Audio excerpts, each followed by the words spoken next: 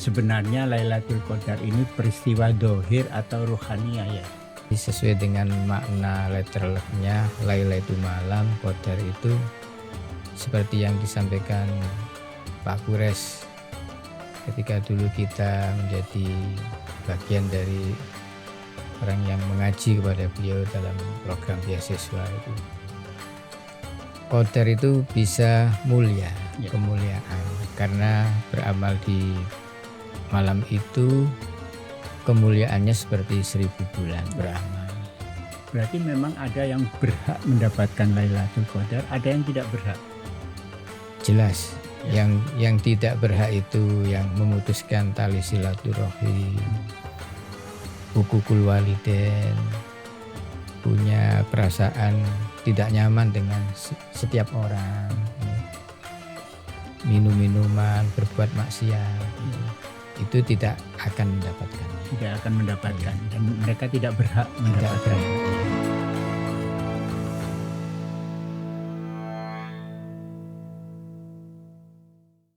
Assalamualaikum warahmatullahi wabarakatuh. Selamat menjalankan ibadah puasa Ramadan, dan kita jumpa lagi di podcast Ngopi Disik, Ngobrol Pagi Dialog Gersik dalam edisi Ramadan. Mudah-mudahan kita semua diberi kekuatan oleh Allah SWT untuk bisa menjalankan puasa Ramadan dengan sebaik-baiknya, dan tentunya banyak yang berharap kita akan mendapatkan Lailatul Qadar. Malam ini kita akan berbincang tentang Lailatul Qadar, dan sudah hadir di studio Bapak Kiai Haji Khairul Anam Risa. Beliau adalah penasihat Perguruan Pendidikan NU Trate Gersik, Ketua Umum MUI Majelis Ulama Indonesia Kecamatan Gersik, sekaligus Rois Suriah MWC NU Majelis Wakil Cabang Nahdlatul Ulama Gersik Kota. Kita sapa saja. Assalamualaikum Yai. Waalaikumsalam Pak Haji Saifu. Alhamdulillah. Kabar baik Yai? Alhamdulillah. Biridhaillah. Okay. Banyak kegiatan kalau Ramadan begini.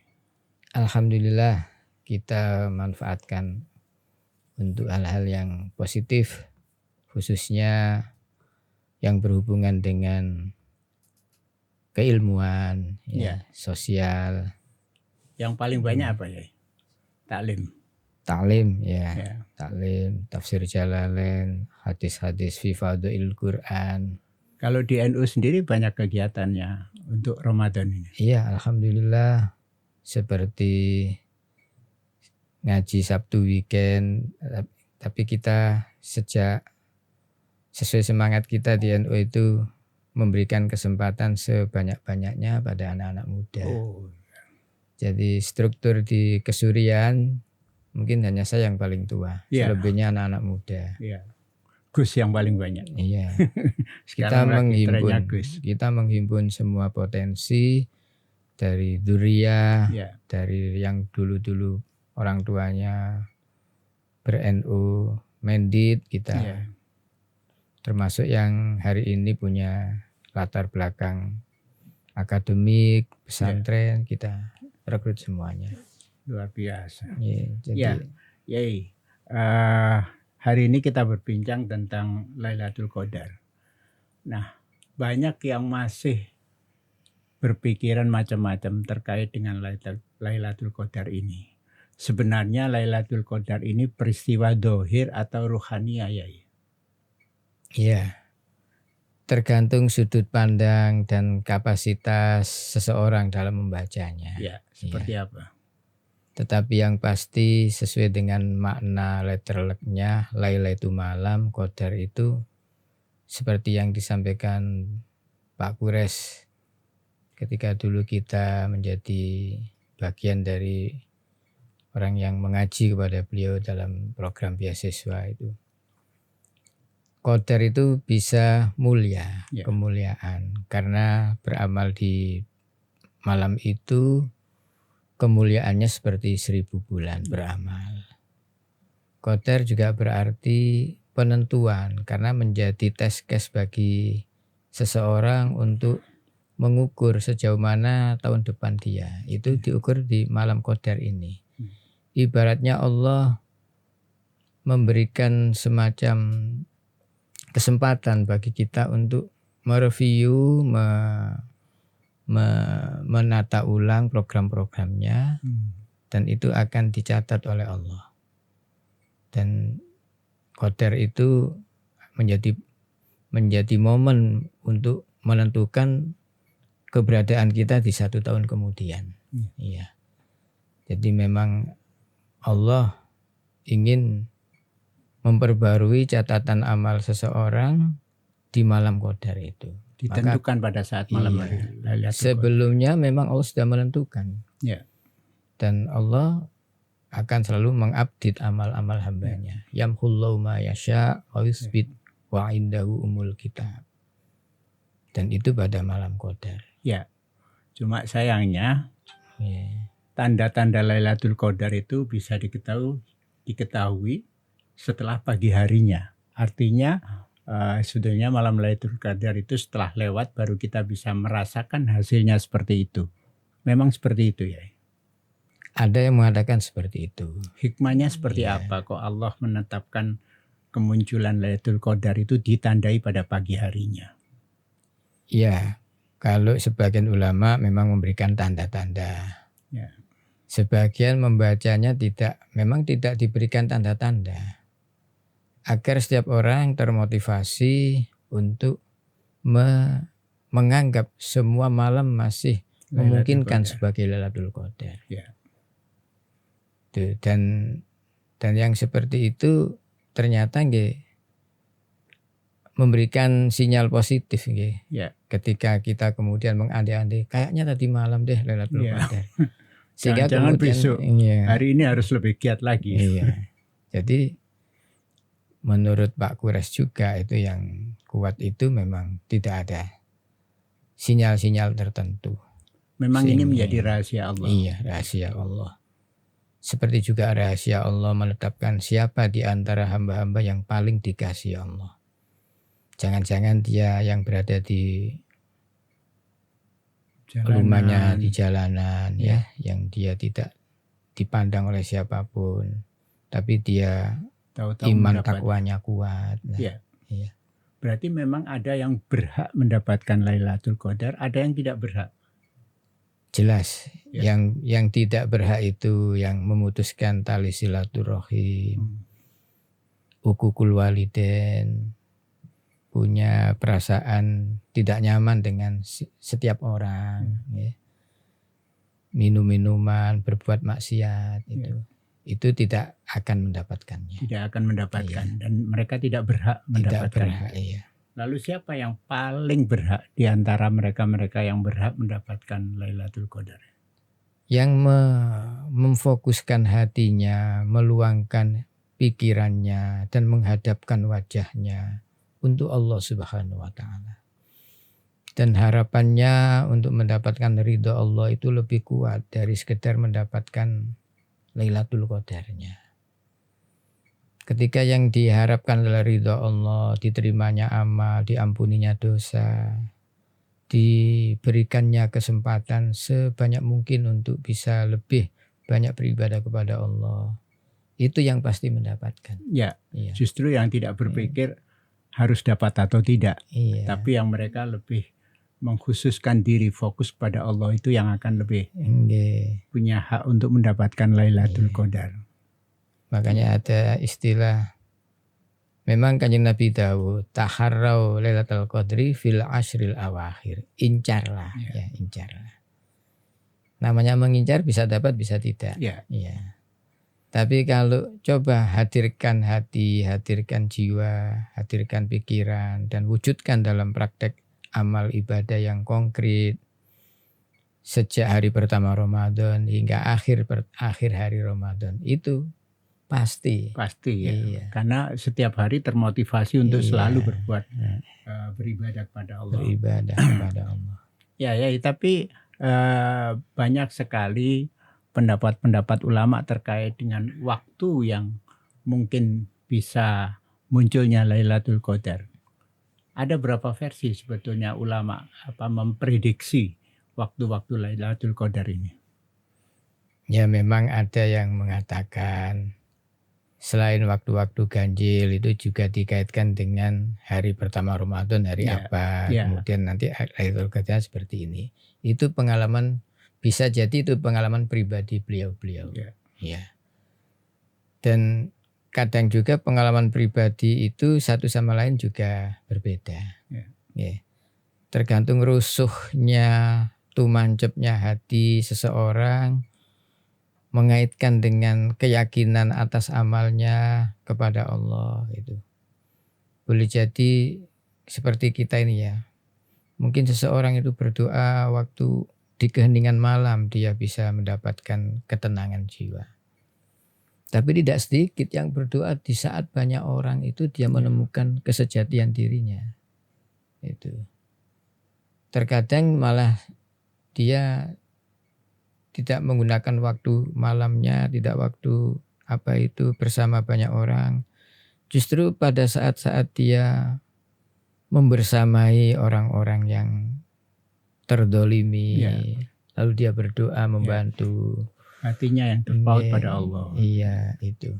Jadi pengalaman pribadi memang bisa menjadi acuan, tapi tidak bisa menjadi kepastian. Ya, ada yang banyak pendapat mengatakan di 10 hari terakhir Ramadan, terutama di tanggal ganjil, katanya malam ganjil. Ada yang berpendapat bahwa Lailatul Qadar diturunkan pada saat diturunkannya Al-Quran, sehingga meyakini bahwa Lailatul Qadar pasti di 17 Ramadan. Apakah pendapat ini bisa diterima ya? Iya, bisa diterima karena memang saat itu mutawatirnya seperti itu. Iya. Dan itu terjadi pada saat nuzul Quran. Hampir semua, bukan hampir ya, bisa dikatakan pendapat yang absolut menetapkan inna anzalnahu fi lailatul qadar itu. Jadi selama ini pendapat yang mengatakan 10 malam terakhir Ramadan itu tidak cukup kuat untuk kemunculan Lailatul Qadar. Cukup kuat karena yang dimaksud dengan 17 Ramadan itu kan waktu nuzul Quran, pada waktu diturunkan itu. Dan untuk setelah itu kan Nabi memberikan sinyal-sinyal itu. Tentu ketika Nabi memberikan sinyal-sinyal itu kan berdasarkan wahyu juga. Wahyu juga. Wa ma yantiqu anil hawa in huwa illa wahyun yuha. Jadi lebih mendekati kebenaran apa yang disampaikan oleh Rasulullah dibanding para ulama.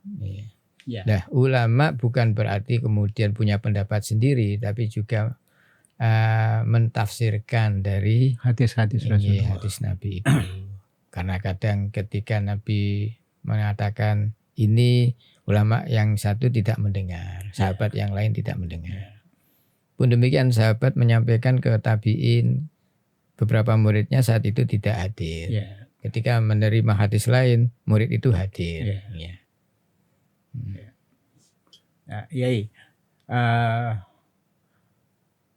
Kalau tadi dikatakan tergantung dari mana kita melihatnya, apakah itu peristiwa dohir atau peristiwa ruhaniyah.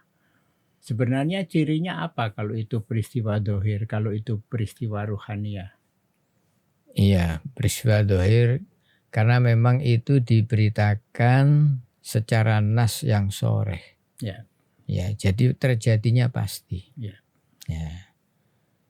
Dan berdasarkan pengalaman spiritual seseorang, memang kemudian dia merasa hatinya jembar, merasa pikirannya padang, dan seakan-akan ada energi baru itu. Seperti itu. Dan yang seperti itu bukan semata-mata Lailatul Qadar kan, ketika kita merasakan ibadah kita itu nikmat, ibadah kita itu dibarengi dengan semangat, lalu seakan-akan rindu untuk melakukan serupa lagi, itu. Jangan-jangan kelegaan hatinya, ketenangan jiwanya, karena utangnya lunas. Iya juga. Tapi lebih pada ini, asupan itu ya. Asupan. Asupan yang halal, asupan yang suci, Ya, itu menentukan. sangat menentukan. Iya. Maka Kanjeng Nabi dawuh ke Mu'ad bin Jabal kalau tidak salah, atib mat'amaka, halalkan, sucikan, bersihkan mat'amaka, makananmu, takun mustajabad dakwah. Ya. Dan itu yang harus menjadi kunci dan inti untuk Doanya kita, diterima. untuk kita bisa ibadah itu. Ya. Dan nggih,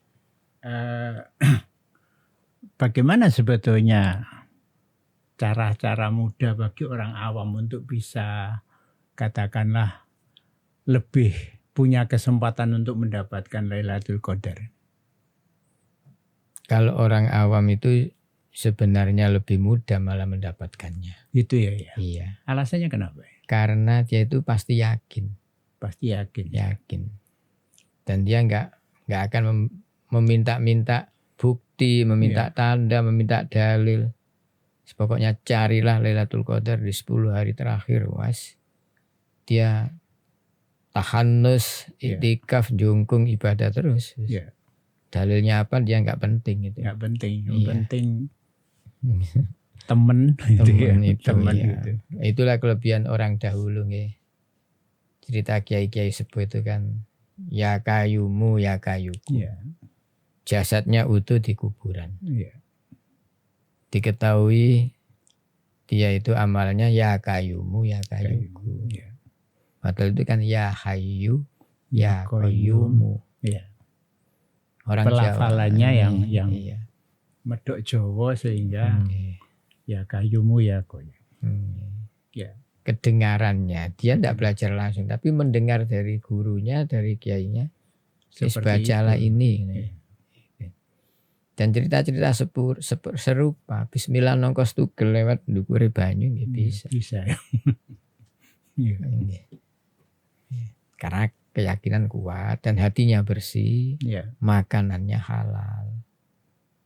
Itu yang susah, makanan yang halal itu. Zaman sekarang susah ya. Susah. Ya. Apa pesan jenengan kepada orang-orang di zaman sekarang agar paling tidak mendekati lah orang-orang zaman dahulu yang cukup bersih untuk bisa memilah rezekinya seperti itu? Bekerja dengan baik, ikuti aturan syariat.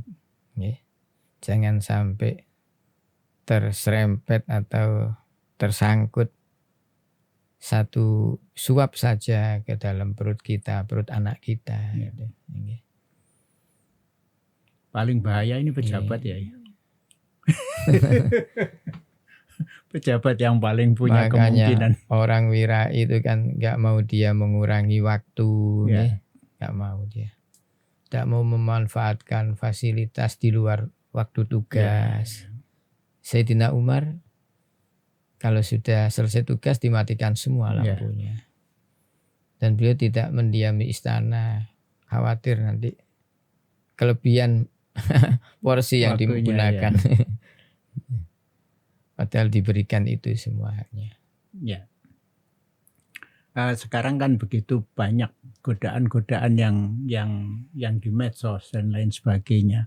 Apakah itu juga nanti akan menjadi bagian dari mengurangi nilainya Lailatul Qadar ya? Iya. Memang kita mesti selektif nih, selektif waktu. Tapi kembali kepada hati itu kalau sudah rusuh kepada Allah, itu dia tidak melihat waktu, tidak melihat tempat, tidak melihat suasana. Dimanapun tempat dia bisa dekat kepada Allah. Ya. Dimanapun keadaan dia tetap dekat kepada Allah. Dia tidak melihat pasar itu sebagai halangan, dia tidak melihat kantor itu sebagai tempat yang tidak mungkin untuk digunakan ibadah. Semua bisa menjadi tempat untuk ibadah. Ya. Ju'ilat iyal ardu masjidan. Kalau sudah begitu kan maka la ilaha illallah menjadi cukup illallah. Illallah. Menjadi cukup lagi bagi orang yang sudah dekat Allah. Allah. Allah. Jadi sudah semakin maksimal waktunya dengan mengucapkan Allah lebih banyak. Ya. Untuk bisa sampai pada tataran rusuh pada Allah itu seperti apa ya? Barangkali ada tahapan-tahapan yang harus dilalui umat Muslim ini untuk bisa sampai pada rusuh pada Allah. Kalau kita belajar dari Sahal bin Abdullah At-Tustari yang sudah diangkat sebagai wali Allah sejak umur 4 tahun. Itu beliau sejak kecil oleh ibunya sudah dilatih oleh orang tuanya. Allahu syahidi, Allah hadir bersama kita. Allahu hafidhi, Allah yang menjaga kita. Allahu nadhiri, Allah yang memperhatikan kita, melihat kita. Nah itu diasah sejak kecil kepada anak-anak kita dikenalkan Allah. Dikenalkan tanda-tanda keagungan Allah. Dikenalkan tentang semua ciptaan Allah. Maka setiap pembicaraan kita jangan lepas memberikan pertanyaan kepada anak. Misalnya anak kita bilang, nyamuk nakal. Nyamuk ciptaan Allah. Kan gitu bilang. Misalnya boleh dia dicekit nyamuk. Nah, Allah Tuhan kita. Anak lagi jengkel tapi sebenarnya dia itu sudah disentuh. Gitu. Dan itu yang tahapan-tahapan itu membawa kepada ini nanti pembentukan yang maksimal. Artinya dalam setiap perilaku kita untuk diingatkan kembali hal-hal itu semuanya qadarullah. Iya. Dan itu akan menjadi sebuah kenikmatan ya kalau itu sudah menjadi merek kita itu, trademark kita. Bahwa kita tidak melangkah kecuali langkah kita ini dengan kekuatan Allah, dengan keagungan Allah. Tidak kita mendesah, tidak kita menghela nafas, tidak kita menghirup udara, kecuali selalu kita mengaitkan ini semua karena Allah, karena Allah. Itu tahapan menuju kewilayahan, keauliaan. Lebih jauh lagi tentu kita mengenal halawatil iman misalnya. Seperti apa ya untuk bisa kita mendapatkan halawatil iman itu? Halawatul iman seperti tadi dimulai dari bersihnya makanan. Bersihnya makanan. Abu Yazid Al-Bustami ibadah 30 tahun, konon 40 tahun. Berdoa tidak menemukan kenikmatan. Mengadu kepada ibunya, ibu saya sudah sekian puluh tahun beribadah, tapi tidak menemukan halawatul iman, ladzatul ibadah. Apa yang salah ibu? Ibunya terdiam. Merenung kenapa anak saya bertanya seperti itu. Keesokan harinya dia mencoba untuk mendekati sang anak. Iya nak, ibu sempat berpikir atas pertanyaanmu. Iya bu, saya tidak menemukan kenyamanan, kelezatan. Meskipun saya juga sholatnya Allahu Akbar. Sujudnya juga menunjukkan, mengakui keagungan Allah. Tapi tidak memberikan efek yang luar biasa bagi nilai-nilai positif. Rohaniah saya. Mungkin ada yang salah bu. Atau mungkin ada yang kurang bagus dari yang ibu berikan kepada saya. Apa maksud anak? Apa didikan? Ya mungkin, ya tidak tahu bu. Apa didikan, apa makanan. Ketika disebut makanan, ibunya kaget. Duna, saya sangat selektif memberi kamu makan dan minum. Ya, tapi kemudian teringat suatu ketika malam sang bayi ini menangis, ingin menetek ibunya. Tentu ibunya untuk bisa keluar air susunya harus minum, harus makan. Tidak ada makanan kecuali hanya ada air di loteng istilahnya ya, di lantai 2. Diminum tanpa berpikir ini milik siapa. Iya. Tapi dugaan kita kan itu di rumahnya ya. Iya. Jadi masa milik orang lain, tapi kita tidak tahu. Nah, kemudian sang ibu, oh iya nak, waktu itu kamu menangis, terus ada air segelas ibu minum. Ya, ibu mungkin belum sempat tabayun ini milik siapa. Gitu. Mungkin itu nak. Ya, sejak itu kan suruh muntah-muntahkan ya, dari perutnya itu. Nah itu berarti makanan yang pertama itu. Yang kedua, penanaman nilai-nilai ketuhanan, nilai-nilai napa menika keimanan. Maka kan yang pertama yang harus dikenalkan kepada anak itu kan mengenal Allah. Kenalkan anak tentang Allah. Maka di pelajaran-pelajaran anak kelas 1 kan diajarkan man khalaqas syamsa, siapa yang menciptakan matahari? Jawab Allahul ladzi khalaqas syamsa. Dia belum tahu matahari itu yang mana, apa mencipta itu dan seterusnya. Nah, begitu terus ditanamkan. Terus yang ketiga ini dibuat anak ini punya rasa senang bisa melakukan ibadah itu. Kemudian ditanamkan rasa menyesal ketika tidak melakukan ibadah. Seperti layaknya anak kecil nggih, kalau diberi hadiah itu merasa senang. Dan dia merasa getun ketika dia gagal mendapatkan ibadah. Nah, itu hendaknya ditanamkan seperti itu. Terus kalau kaitannya dengan anak, iming-imingnya itu harus iming-iming yang mengarah kepada hal-hal spiritual. Kita sering iming-imingnya, kalau kamu berhasil, dijak nonton, dijak apa gitu ya. Ranking 1. Coba sekarang, kalau kamu berhasil, nanti diajak Buya, diajak Ayah, pergi ke Masjid Ampel, misalnya. Itu. Dikenalkan. Kalau khatam. Gitu.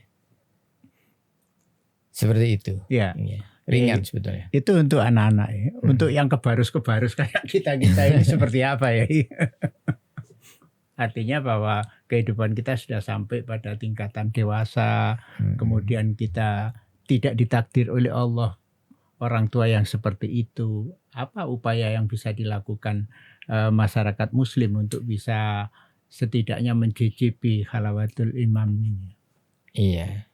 Justru kalau saya melihat orang awam, kembali tadi, kadang dia itu lebih mudah untuk dikenalkan dengan nilai-nilai spiritual itu. Dan boleh jadi sedikit yang dilakukan awam, itu banyak dibandingkan banyak yang dilakukan orang-orang khos. Contohnya, orang dengan pekerjaan yang beletotan. Kemudian dia lakukan ibadah, sholat jamaah. Sementara untuk menuju bisa ibadah itu dia harus bersihkan diri, mandi dan menghilangkan waktu, menghilangkan kesempatan yang panjang untuk pekerjaannya. Nah itu nilainya kadang lebih besar dibanding yang sudah santri ini kan tiap hari sudah bersih, sudah itu tinggal masuk musola sholat itu tidak ada perjuangannya waktu akan sholat itu. Sementara di sisi yang lain harus berjuang dulu membersihkan diri untuk siap sholat itu. Itu ada nilainya sendiri bagi Allah. Karena niatnya sudah dapat, usaha kerasnya meluangkan waktunya, meninggalkan rutinitasnya, itu sudah berapa itu? Tumpukan tahapan yang dia lalui. Pengorbanannya. Pengorbanannya itu. Kalau untuk bisa setidaknya hampir semua orang mendambakan menjadi yang dicintai Allah. Seperti apa sebetulnya untuk bisa menjadi insan yang dicintai Allah? Dicintai oleh Allah itu ibaratnya banyak jalan menuju Roma. Orang datang kepada Rasulullah, ya Rasulullah, beri saya amalan, dengan amalan itu saya dekat kepada Allah. Ditanya, kamu masih punya orang tua? Iya. Fabihima fajahid, kepada keduanya berjuanglah. Padahal dia maunya berjuang fisabilillah. Ya. Tapi ditanya, punya orang tua.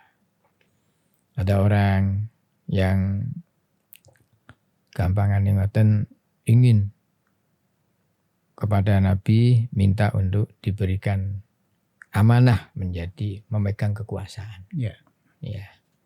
Tapi Nabi melihat faknya dia bukan di situ. Ya. Faknya dia itu banyak berdoa, banyak ibadah. Maka Nabi memberi pilihan, ya. Sujudmu, tasbihmu, Ya. itu lebih berharga Dibanding jadi pemimpin. Iya. Tapi juga ada yang diberikan oleh Nabi dan diminta oleh Nabi untuk memimpin. Ya. Iya.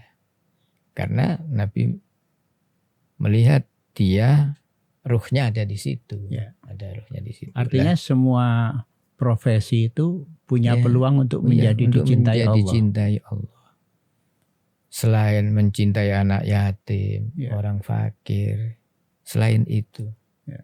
selain bersujud lama-lama, ya, boleh jadi kita menuntun kakek-kakek, nenek-nenek menyeberangkan jalannya, Ya. membawakan muatannya. Itu bisa jadi jalan dicintai Iya, Allah. jalan dicintai Allah. Bahkan menolong anjing yang sudah kehausan. Dia, mohon maaf, pendosa besar. Ya. Akhirnya mendapatkan mahabbahnya Allah, cintanya Allah. Itu. Berarti kita tidak bisa melihat seseorang per hari ini, Ya. tapi per nanti. Ya. Nah, dan nanti itu tidak lama. Ya. Nanti itu bisa nanti. Dan tidak ada seorang pun tahu. Iya. Itu jadi rahasia Allah. Iya. Ya. Ya, terkait dengan tadi apa yang disinggung, ada menyantuni anak yatim dan lain sebagainya.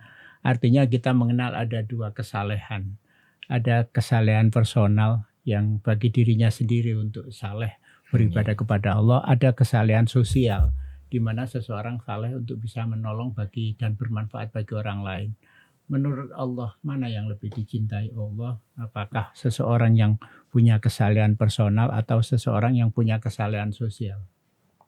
Dalam kaidah fikhiyah itu al-amal al-muta'addi,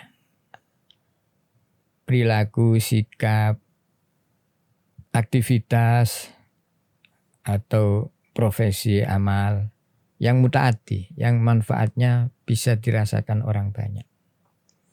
Itu khairun min amalil al-lazim, daripada amal yang lazim yang hanya eksklusif untuk dirinya. Ya. Ibadah mahdoh. Ibadah mahdoh. Ya. Tapi juga tidak berarti tidak penting ibadah mahdoh. Ya. Dibutuhkan orang-orang yang minded untuk ibadah mahdoh. Ya. Karena dia menjadi tumbalnya bumi. Ya. Tumbalnya bumi. Ya. Ya.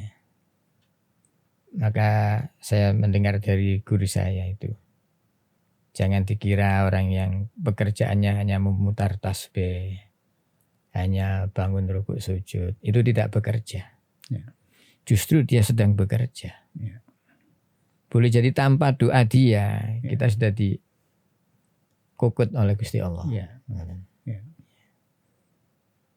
Tapi bahwa yang bisa langsung manfaatnya terasa, itu yang pandangan umum itu lebih baik. Ya. Secara umum maksudnya. Ya, secara lebih umum. baik.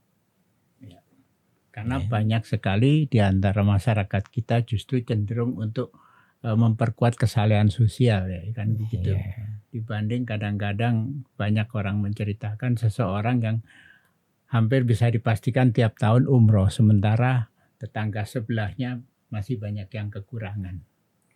Seperti itu ya. Apakah itu dibenarkan oleh Allah ketika seseorang saleh secara pribadi, dia terus umroh setiap tahun, sementara tetangganya ada yang masih kelaparan? Ya, memang Nabi bersabda, laisal mu'min billadzi yasba, bukan seorang mukmin sejati yang hanya kenyang sendiri. Ya. Wajaruhu ja'iun ila jambih, tapi tetangganya mules-mules perutnya. Dalam hal praktek kehidupan, kita tidak bisa menjustis seseorang yang sedang asik dengan dirinya, lalu dia berarti tidak perhatian dengan lingkungannya. Kita tidak bisa menjustis seperti itu. Siapa tahu dia di kesembunyian orang lain, di keheningan lelap tidurnya orang lain, dia menyelipkan seperti yang dilakukan Sayyidina Umar itu.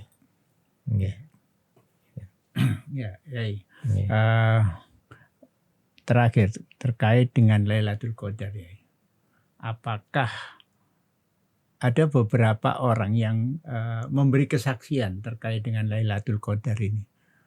Misalnya ada seseorang yang ketika ngaji kemudian dia merasa sangat tentram hatinya, begitu damai dan lain sebagainya. Kemudian ketemu orang itu, orang lain menilai hari ini wajahmu terlihat bercahaya. Lalu dia meyakini bahwa itu dia mendapatkan Lailatul Qadar. Apakah kesaksian ini bisa dibenarkan ya? Nggih, kesaksian tentang Lailatul Qadar niku menggah kula personal. Personal ya. Nggih. Tidak bisa diverifikasi orang lain. Sesuatu yang bersifat privasi. Dan setiap orang berhak untuk menyatakan itu sebagai wujud kesyukuran. Tapi dia tidak boleh menjustis bahwa hanya dia yang mendapatkannya. Karena boleh jadi orang lain juga merasakan hal sama dan menemukan dengan cara-caranya yang sendiri yang berbeda dengan dia. Jadi sah-sah saja orang mengaku, merasa dan meyakini tidak dilarang seperti itu. Dan itu hak setiap orang. Apakah mungkin seseorang bisa dapat Lailatul Qadar dari tahun ke tahun ya? Sangat mungkin. Sangat mungkin ya. Jadi terbuka setiap tahun untuk terus kita lakukan. Karena kan kalimatnya kan kalimat fi'il mudhari. Sedang berlangsung. Di mana fi'il mudhari itu faedahnya tajaddud, selalu update, istimror dan berlangsung terus. Tapi itu tiap tahun, tiap hari. Iya, tiap tahun. Tiap tahun. Hanya setahun cuman semalam. Iya, dan di bulan Ramadan. Itu yang sudah mansus itu setahun sekali di bulan Ramadan. Yang mansus itu. Bahwa malamnya apa lah itu rahasia. Iya, rahasia. Dan ini kan harus dibidik terus-menerus. Masya Allah. Ya, ada enggak amalan yang memungkinkan seseorang untuk bisa dapat Lailatul Qadar ya? Saya ada wiridnya atau membaca dari Risalatus Siyamnya Syekh Ahmad Abdul Hamid Al-Kondali, Kendal. Beliau menuliskan ada amalan yang prayogi bisa dibaca. Barang siapa yang membacanya insya Allah dikabulkan hajat-hajatnya. Apa itu? Membaca Inna Anzalna 41 kali. Biasanya kita itu membaca Inna Anzalna, wah semangat, diwarai 41 kali langsung mundur. Itu dibacanya kapan deh? Awal Ramadan. Sekira kita meyakini kok ini Lailatul Qadar Tapi sebaiknya setiap hari. Karena untuk memastikan bahwa mesti dapat. Yang pasti Sayyidatina Aisyah bertanya kepada Rasulullah, ya Rasulullah, idza wafaitu Lailatul Qadri, kalau ternyata kami ini pas ngepasi Lailatul Qadri. Fabima ad'u, kita harus berdoa apa, memohon apa, membaca apa. Jawab Nabi, kuli Allahumma innaka afuun tuhibbul afwa fa'fu anni. Lalu dimotif oleh kita, Allahumma innaka afuun karim tuhibbul afwa fa'fu anna ya karim. Nah itu sebenarnya ada sandarannya, yaitu ajaran Rasulullah kepada Sayyidatina Aisyah radhiyallahu anha. Dan itu yang terbaik dibaca waktu Lailatul Qadar. Khususnya dan di semua bulan Ramadan Nggih. Memang sebaiknya semua dianggap Lailatul Qadar Ya, saja. supaya Nggih. bisa dipastikan kena. Nggih, pasti itu pasti, Pun. Pasti. Nah, cuma kadarnya berapa nggih tergantung. Ya, Kalau kita hanya jamaah Isya dan jamaah subuh nggih cuma itu cuman itu dapatnya. dapatnya. Kalau ditambah darusan, qiyamul lail, Ya, ditambah lagi baca Quran ya tambah akeh. tambah banyak. Ya. Nggih.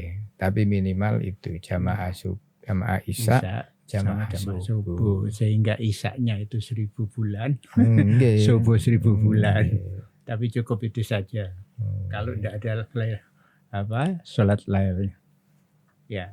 Jadi makin banyak yang diamalkan pada malam itu nggih, makin besar yang diperoleh sih ya. Nggih. Tapi Nusawiyai, apakah itu berarti jika seseorang kedapatan dosa pada malam hari itu juga diganjar 1000 bulan? Saya dasarnya belum membaca, tapi penjelasan-penjelasan dari yang pernah kita terdengar itu, namanya terdengar juga belum yakin, nggih. Mungkin seperti itu. Mungkin seperti itu. Ya. Artinya punishment reward-nya harus sepadan kan gitu ya. Oke. Yai, sebetulnya banyak yang masih dipertanyakan tapi sayangnya waktunya habis dan ini sudah lebih dari 30 menit kita berbincang. Saya berharap mudah-mudahan kapan-kapan Yai bisa hadir lagi di sini untuk membahas persoalan-persoalan lain yang insya Allah lebih banyak ditunggu oleh pemirsa kita. Insya Allah. Terima kasih hadirnya di sini. Baiklah pemirsa, itulah tadi perbincangan kami dengan Kiai Haji Khairul Anam Risa, Rois Syuriah MBCNU Gresik, berbincang tentang malam Lailatul Qadar. Sampai ketemu di podcast yang akan datang. Assalamualaikum warahmatullahi wabarakatuh. Waalaikumsalam warahmatullahi wabarakatuh.